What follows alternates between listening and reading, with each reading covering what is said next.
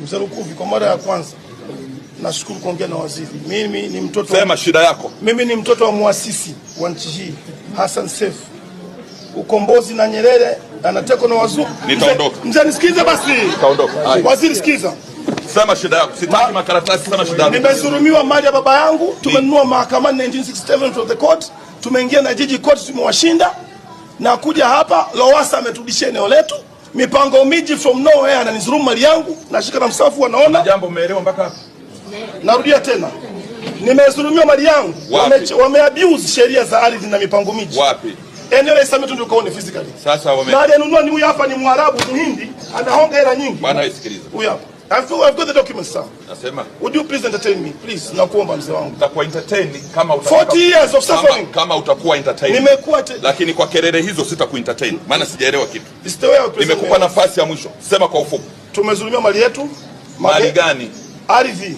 Ardhi ya baba yangu alinunua mahakamani mwaka 67 shilingi 8,000. Alafu 8,000. Alafu ikawaje? Tukakaa jiji kapima eneo. Mwaka gani? 1980s kwa ramani ya mipango miji. Baada ya mipango miji wakaja vipanya.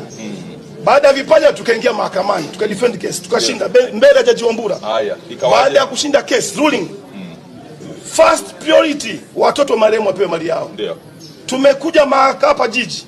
Jiji, it's a shame, jiji wanaficha barua. Sasa fanya hivi nikwambie. Nimezulumiwa mali yangu. Ngoja nikwambie namna ya kufanya. Si jiji wamekupa amri upewe haki yako. Naam.